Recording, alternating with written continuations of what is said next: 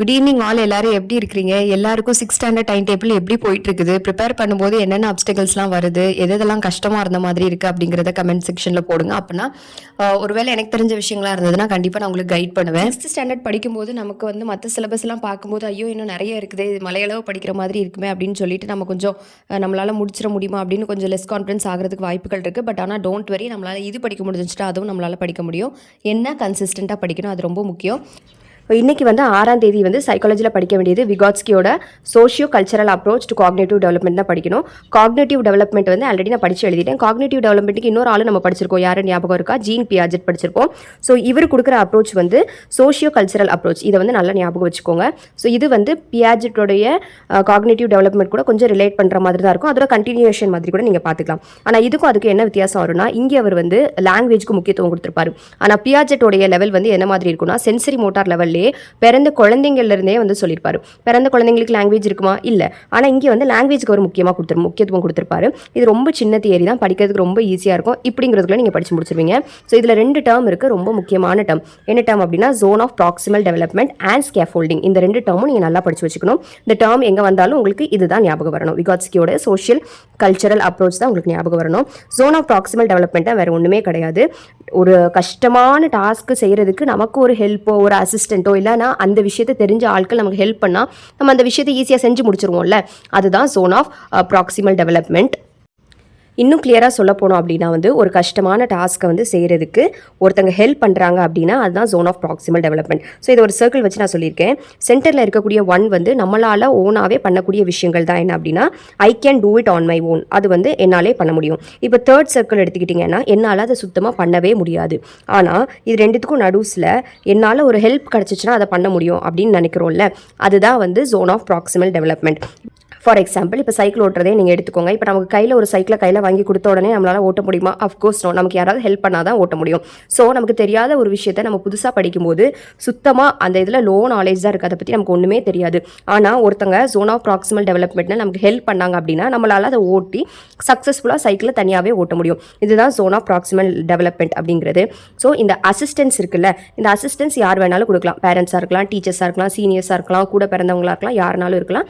ஆனால் அந்த விஷயத்தை ப்ராப்பராக எப்படி கைட் பண்ணணுங்கிறத கைட் பண்ணி நமக்கு படிக்க வைக்கிறாங்கல்ல, அதுதான் ஜோன் ஆஃப் ப்ராக்சிமல் டெவலப்மெண்ட்.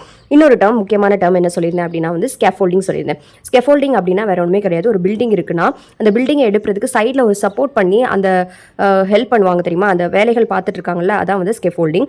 அதில் வந்து குறிப்பிட்ட லெவல் ஆஃப் சப்போர்ட் வந்து ஒரு ஸ்கில்டான பர்சன், அந்த பர்சன் வந்து யாராக வேணாலும் இருக்கலாம். ஆல்ரெடி சொன்ன மாதிரி டீச்சர், பேரண்ட்ஸ், சீனியர்ஸ் யாராலும் வேணாலும் இருக்கலாம். பிகினிங்கில் வந்து ஒரு இன்ஃபர்மேஷன் வந்து நம்ம வந்து உள்வாங்கி அதுக்கப்புறம் அதை ப்ராசஸ் பண்ணி நம்ம அதில் வந்து டெவலப் ஆகிக்கலாம். ஸோ இதுதான் என்னென்னா ஸ்கேஃபோல்டிங்.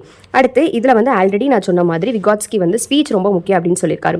இவர் வந்து என்ன சொல்லியிருப்பார் அப்படின்னா, ஸ்பீச் வந்து ரொம்ப முக்கியம் அப்படிங்கிறதுனால வந்து நம்மளால் பெரிய ப்ராப்ளம்ஸ் மட்டும் இல்லாமல் நம்மளோட ப்ராப்ளமை நம்மளாலையும் சால்வ் பண்ணிக்கிட முடியும். இது வந்து எல்லாருக்குமே பொருத்தமானது அப்படிங்கிறத வந்து சொல்லியிருப்பார். இதில் வந்து ஒரு ப்ரீவியஸ் இயர் கொஸ்டினும் உண்டு. என்ன சொல்லியிருப்பார் அப்படின்னா, சோஷியல் கம்யூனிகேஷன் மட்டும் வந்து ஸ்பீச் கிடையாது. அதாவது ஸ்பீச்னா என்னது? பேசுறது தானே. பேசுறது வந்து கம்யூனிகேட் பண்ணுறதுக்கு மட்டும் கிடையாது. மொழி வந்து கம்யூனிகேட் பண்ணுறதுக்காக மட்டும் இல்லாமல் நம்மளுடைய பிரச்சனைகளை தீர்த்துக்கிறதுக்கு கூட மொழி யூஸ் ஆகும் அப்படிங்கிறது வந்து விகாட்ஸ்கி வந்து சொல்லியிருப்பாரு. இது வந்து ஒரு ப்ரீவியஸ் இயர் கொஸ்டின். ஸோ இதை வந்து எந்த மாதிரிலாம் சொல்லியிருக்காரு அப்படின்னா, social speech, private speech, inner speech. Social ஸ்பீச்னா நம்ம மற்றவங்க கிட்ட பேசுறது. ப்ரைவேட் ஸ்பீச்னா நமக்கு நம்மளே கண்ணாடியை பார்த்து பேசிக்கிறோம்ல, நீ ஏன் இப்படி பண்ணுற, இதெல்லாம் நமக்கு தேவையா அப்படின்னு சொல்லிட்டு நம்ம பேசுகிறோம்ல, நமக்கு நம்மளே பண்ணி பேசிக்கிறதுனால சில விஷயங்கள் நம்ம ஓவர் திங்க் பண்ணாமல் இருக்கலாம், சில விஷயங்கள் நமக்கு நாமே சால்வ் பண்ணிக்கிற மாதிரி இருக்கலாம். ஸோ இந்த மாதிரி உள்ளது தான் வந்து ப்ரைவேட் ஸ்பீச். இன்னர் ஸ்பீச்சில் நம்ம மனசு கூட பேசிக்கிறோம்ல, மைண்டு கூட பேசிக்கிறோம்ல, அதுதான் வந்து இன்னர் ஸ்பீச். ஸோ இந்த விகாட்ஸ்கியை பொறுத்தளவில் வந்து ஸ்பீச் ரொம்ப முக்கியமான ஒரு டேர்மு. அது மட்டும் இல்லாமல் வந்து zone of proximal developing, scaffolding, இந்த இது வந்து தியரி வந்து ஜீன் பியாஜெட் காக்னேட்டிவ் டெவலப்மெண்ட் கூட ரொம்ப ரிலேட் ஆயிருக்கு. ஸோ இது உங்களுக்கு பிடிச்சிருக்கும் அப்படின்னு நம்புகிறேன். ஸோ இதுக்கப்புறம் நான் படிக்க வேண்டியது வந்து இங்கிலீஷ் அண்ட் தமிழ் இருக்குது. இது 2 முடிச்சதுக்கப்புறம் தான் ஹிஸ்ட்ரி அண்ட் ஜியாகிரஃபி படிக்க ஆரம்பிக்கணும். So it's done, let's go. English வந்து நான் ஆல்ரெடி ஒரு ரவுண்ட் போய் படித்து முடிச்சதுனால வந்து எனக்கு கொஞ்சம் ஈஸியாக இருந்த மாதிரி இருந்தது. அது மட்டும் இல்லாமல் எதை மறக்கிறேன்னா அதை ஹைலைட் பண்ணி படிக்கிறதுனால எனக்கு ஈஸியாகவும் இருந்தது. ஸோ உங்களுக்கு மீனிங்ஸ்லேருந்து ஒரு கொஷின் கேட்குறேன். இது வந்து ஸ்போர்ட்ஸ் ஸ்டார்ஸ், அதாவது இன்றைக்கி படித்த லெசன்லேருந்து ஒரு மீனிங்ஸ் கேட்குறேன். ஷாண்டி டவுன் அப்படின்னா அதோடைய மீனிங் என்ன அப்படிங்கிறத கமெண்ட் செக்ஷனில் டைப் பண்ணுங்கள். பார்ப்போம் எத்தனை பேர் வந்து கரெக்டாக படிச்சிருக்கீங்க அப்படிங்கிறத பார்ப்போம். எனக்குமே ஈகராக இருக்கும். இங்கிலீஷ் முடித்த கையோடையே தமிழை நான் படிக்க ஆரம்பிச்சிட்டேன். தமிழில் வந்து ஔவையார், அதுக்கப்புறம் பட்டுக்கோட்டை கல்யாண சுந்தரம், அப்புறம் காமராஜர், இவங்களெல்லாம் பற்றி படிக்க வேண்டியதாக இருந்தது. ரொம்ப இன்ட்ரெஸ்டிங்காக இருந்தது. இப்போ உங்களுக்கு இதில் ஒரு கொஷின் கேட்குறேன். கேட்குறேன் தெரிஞ்ச ஆன்சர் பண்ணுங்க. காமராஜருக்கு வந்து பாரத் ரத்னா விருது கொடுத்தாங்கல்ல, நடுவண் அரசு வந்து கொடுத்துருந்தாங்க. அது எப்போ கொடுத்துருந்தாங்க அப்படிங்கிறது உங்களுக்கு தெரிஞ்சிச்சுன்னா கமெண்ட் பாக்ஸில் டைப் பண்ணுங்க. அது மட்டும் இல்லாமல் நூலகம் நோக்கி அப்படிங்கிறதுல வந்து இம்பார்ட்டன்டான கொஸ்டின்ஸ் வந்து நிறைய வரதுக்கான சான்ஸ் இருக்கு. அதில் வந்து இந்த தளங்கள் இருக்கு தெரியுமா, அதில் வந்து 8 தளங்கள் இருக்குது. அதில் ஒவ்வொரு தளங்கள்லேயும் ஒவ்வொரு செக்ஷன் புக்ஸ் வச்சிருப்பாங்க. அதில் வந்து அந்த தளங்கள்லேயே என்ன புக்ஸ் வச்சிருக்காங்கிறத நீங்கள் இம்பார்ட்டண்டாக படிச்சுக்கோங்க. இது வந்து ப்ரீவியஸ் இயர் கொஸ்டின்ஸில் வந்து வருது. ஸோ இது வந்து எனக்கு வந்து மறக்குது அப்படிங்கிறதுனால என்ன செஞ்சுக்கிட்டேன்னா என்னோட ரிவிஷன் நோட்டில் அதை வந்து படித்து எழுதிக்கிட்டேன். முடிஞ்ச அளவுக்கு எது ரொம்ப அதிகமாக மறக்குதோ அதை கண்டிப்பாக படித்து எழுதுங்க. அப்படின்னா தான் வந்து நீங்களே திருத்தும் போது உங்கள் தப்பையும் திருத்தி உங்களால் அதை ரிமெம்பர் பண்ணிக்கும். இது எல்லாத்தையும் முடிச்சதுக்கு அப்புறம் வந்து நான் மத்தியான டைமில் தான் ஹிஸ்ட்ரி, ஜியாகிரஃபி அண்ட் சிவிக்ஸ் எடுத்தேன். படிக்கிறதுக்கே கொஞ்சம் ட்ரையாக தான் இருந்தது. ஆல்ரெடி மத்தியான நேரம் தூக்கம் வரும். அந்த டைமில் இந்த சப்ஜெக்ட் எடுக்கிறது ரொம்ப தப்பு அப்படிங்கிறத நான் ரியலைஸ் பண்ணிக்கிட்டேன். ஹிஸ்ட்ரியில் வந்து ஏன்ஷியன் சிட்டிஸ் ஆஃப் தமிழகம், இது வந்து கேட்கறதுக்கே நல்லா இருக்குல்ல. பழையங்காலத்தில் உள்ள வந்து தமிழகத்தில் உள்ள நகரங்கள் வந்து பூம்புகார், மதுரை, காஞ்சி. ரொம்ப பேசிக்கான இன்ஃபர்மேஷன்ஸ் தான் இருக்கும். பூம்புகாரோடைய அதர் நேம்ஸ் என்ன, பூம்புகாரை பற்றின வந்து பட்டினப்பாளையில் என்ன சொல்லியிருக்காங்க, எங்கெங்க இருந்தெல்லாம் வந்து நமக்கு இம்போர்ட் பண்ணியிருக்காங்க, பூம்புகார் ரொம்ப பிஸியான போர்ட் அப்படிங்கிற டீட்டெயில்ஸ் சொல்லியிருப்பாங்க. அது மட்டும் இல்லாமல் மதுரை வந்து அழகான ஒரு தூங்கா நகரம், அங்கே வந்து சங்கம் வளர்த்த நகரம் அப்படிங்கிறது வந்து சொல்லுவாங்க. மதுரையோட புகழை வந்து மெகஸ்தனிஸ் அழகா பாடியிருப்பாரு. சாணக்கியா வந்து அவருடைய அர்த்த சாஸ்திரா புக்ல வந்து அழகா பாடியிருப்பாரு. ஸோ இதெல்லாம் மதுரையை பற்றி கொடுத்துருக்க டீட்டெயில்ஸ். அது போக காஞ்சி வந்து districts of lakes and temple city அப்படிங்கிறதையும் வந்து சொல்லியிருப்பாங்க. ஸோ காஞ்சி பற்றி வந்து காஞ்சியில் இருக்கக்கூடிய முக்கியமான கைலாசநாதர் கோயில் வந்து யார் கட்டியிருப்பாங்க அப்படின்னா ஒரு பல்லவாக்கிங், அவங்களோட நேமும் கொடுத்துருப்பாங்க. இந்த லெசன் வந்து ஃபர்ஸ்ட் ரீடிங் முடிச்சோன்னா கொஞ்சம் டிஃப்ரெண்ட்டாக இருந்த மாதிரி இருக்கும். ஆனால் இந்த லெசனை வந்து நம்ம அந்த பிளேஸ் கூட ரிலேட் பண்ணி படிக்கும்போது ரொம்ப நல்லா இருந்த மாதிரி இருக்கும். ஃபார் எக்ஸாம்பிள் இப்போ மதுரைனா மதுரைக்குள்ளேயே நீங்கள் இருக்கிற மாதிரி நினச்சி பாருங்க. மதுரையில் வந்து கீழடி எக்ஸ்கவேஷன் நடந்திருக்கும். ஸோ அந்த இடத்தெல்லாம் நீங்கள் போய் பார்க்குற மாதிரி நம்ம மனசில் வந்து கற்பனை பண்ணி படிக்கும்போது வந்து நல்லா இருந்த மாதிரி இருக்கும்.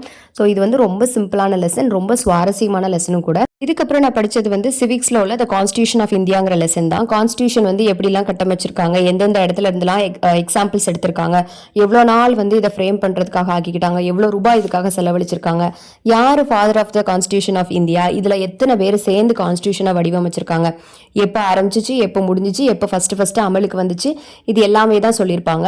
அதுக்கப்புறம் இதோடைய ஒரிஜினல், அதாவது கான்ஸ்டியூஷனோடைய ஒரிஜினல் ஸ்கிரிப்ட் இருக்குல்ல, அது எந்தெந்த லாங்குவேஜில் எழுதியிருந்தாங்க, ஸோ டிராஃப்டிங் கமிட்டியில் முதல்ல எத்தனை பேர் இருந்தாங்க, இப்போ எத்தனை ஆர்டிகல்ஸ் இருக்குது, ஸோ இது எல்லாத்தையுமே தான் இந்த லெசனில் கொடுத்துருப்பாங்க. கொஞ்சம் டீடைல்ஸ் படிக்கிற மாதிரி இருக்கும், கொஞ்சம் இயர்ஸும் நம்பர்ஸும் படிக்கிற மாதிரி இருக்கும். அதெல்லாம் கொஞ்சம் பார்த்து படிச்சுக்கோங்க. இந்த கான்ஸ்டியூஷன் ஆஃப் இந்தியா வந்து டிராஃப்ட் எழுதியிருப்பாங்கல்ல, எழுதினது வந்து ஃபர்ஸ்ட் எந்த ஸ்கிரிப்டில் எழுதியிருப்பாங்க அப்படின்னா ஹிந்தி அண்ட் இங்கிலீஷில் தான் வந்து எழுதியிருப்பாங்க. ஸோ இதை வந்து இப்போ ப்ரிசர்வ் பண்ணி வச்சிருக்காங்க, ஒரு ஸ்பெஷலான ஹீலியமில் வச்சு ப்ரிசர்வ் பண்ணி வச்சிருக்காங்க. அப்போ இது எங்கே இருக்குது அப்படின்னா வந்து லைப்ரரி ஆஃப் பார்லிமெண்ட்டில் வந்து இருக்குது. ஸோ இதுக்கப்புறம் நான் படிக்க வேண்டியது வந்து ஏஷியா அண்ட் யூரோப் தான். ஏஷியா அண்ட் யூரோப் வந்து கண்டங்கள் லெசன் அப்படிங்கிறதுனால வந்து எனக்கு கொஞ்சம் படிக்கிறது கொஞ்சம் பல்கான ஃபேக்ட்ஸ் இருந்ததுனால கஷ்டமாக இருந்த மாதிரி இருந்தது. அது ஆஃப்டர்நூன் படிக்கிறதுக்கு ரொம்ப கஷ்டமாக இருந்தது. எனிவேஸ் நான் ஃபர்ஸ்ட் அண்ட் செகண்ட் ரீடிங் போய் வச்சிருக்கிறதுனால வந்து என்னால் ஓரளவுக்கு வந்து சுருக்கி நான் படிக்க முடியும் அப்படிங்கிறத நம்புறேன். இன்னைக்கு என்னால் படிக்க முடியல, but anyways at the end of day இந்த வீக் ஷெடியூலை முடிக்கணும் அப்படிங்கிறது வந்து என் மைண்டில் இருந்துகிட்டே தான் இருக்குது. அதனால கண்டிப்பாக நான் முடிச்சிருவேன். முடிஞ்ச அளவுக்கு குட்டியாக ஷார்ட் நோட்ஸ் எடுத்து படித்தா வந்து நம்மளால் கண்டிப்பாக படிக்க முடியும். அப்படி இல்லாட்டி நீங்கள் புக்லேயே வந்து மெயினான பாயிண்ட்ஸ் வந்து ஹைலைட் பண்ணி படிச்சு பாருங்க. ஸோ இந்த மாதிரி ஒரு லெசனை நம்ம ஸ்கிப் பண்ணோம்னு வச்சுக்கோங்களேன், இதே மாதிரி பின்னாடியும் நிறைய கண்டங்கள் லெசன் வருது. மொத்தம் 7 கான்டினென்ட்ஸ்குள்ள லெசன்ஸுமே பின்னாடி வந்து 6லேருந்து 8 வரை கொடுத்துருக்காங்க. அதை நம்ம ஸ்கிப் பண்ண முடியாது, கண்டிப்பாக நம்ம படிச்சு தான் ஆகணும். இதுலேருந்து எப்படியாவது கண்டிப்பாக 1-2 கொஸ்டினாவது வரும். இந்த வீடியோ கண்டிப்பாக பிடிச்சிருக்கோம் அப்படிங்கிறத நம்புறேன். இந்த ஸ்டடி vlog கண்டிப்பாக லைக் பண்ணுங்கள், ஷேர் பண்ணுங்கள், சப்ஸ்கிரைப் பண்ணுங்கள். Thank you. Have a very very very good day.